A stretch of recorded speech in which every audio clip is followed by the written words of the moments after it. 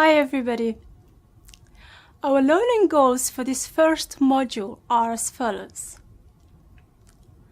Express your ideas about your own heritage and that of others. Describe various heritage concepts. Learn the research methods for recording and documenting your own heritage. And discuss with your fellow students how heritage can be a very personal concept. This module is on what is your heritage. Cultural heritage is part of the human past and memory, and an issue very much related to personal experience through inheritance or participation. In this module, we will be situating heritage in this very personal level, since heritage is something personal and individual as well as collective and universal. We are applying a wide and holistic approach to heritage.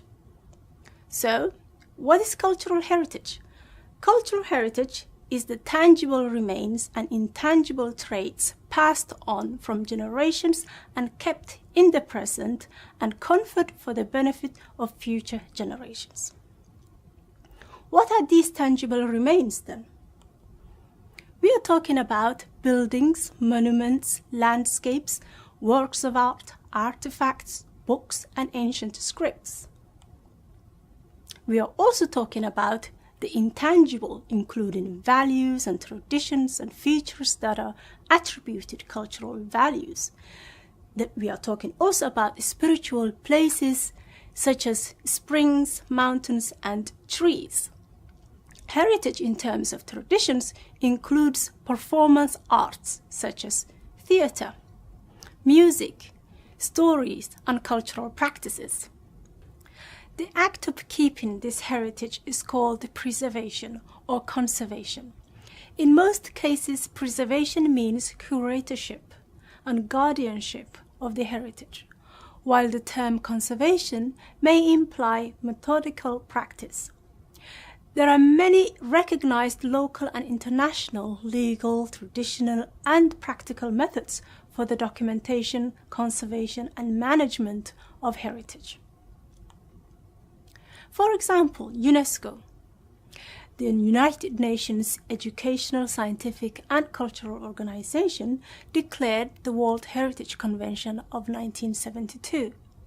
The idea behind it is that all humans contribute to world heritage and that it's important to respect and safeguard what is of outstanding universal value, according to the convention. However, heritage can have different meanings to different people.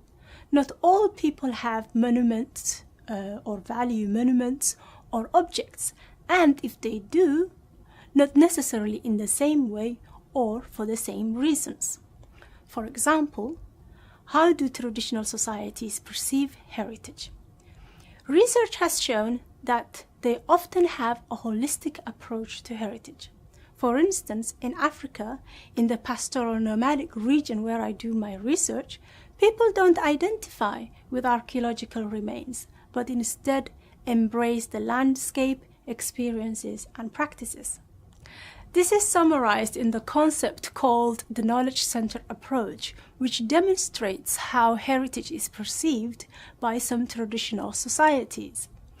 There are many different ways that the practices of heritage differ around the world. For example, one of the practical ways to protect an object is to keep it in a museum.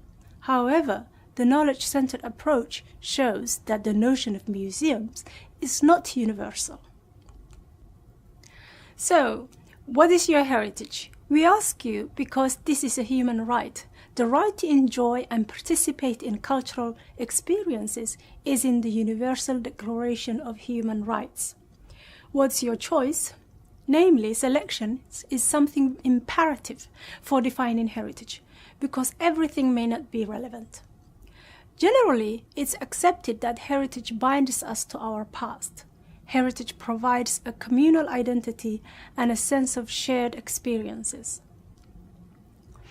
However, also contestations of heritage occur in the present. A certain heritage can be ignored, denied, rejected, or even destroyed by one generation and then revived by the next generation. Minority identity might be connected to minority tangible and intangible heritage. How does minority heritage thrive, not only survive, in a dominant majority culture? UNESCO has its criteria, but communities around the world have had always ways to define their own heritage, even before UNESCO. It has been taken for granted the existence of top-down approaches to the protection of heritage. However, what we want to know is what gets people up and to protect heritage beyond just world conventions. So please reflect on what's your own heritage. In the next video, you will see interviews with some of our experts on the topic, and they will share with us their own heritage. See you next time.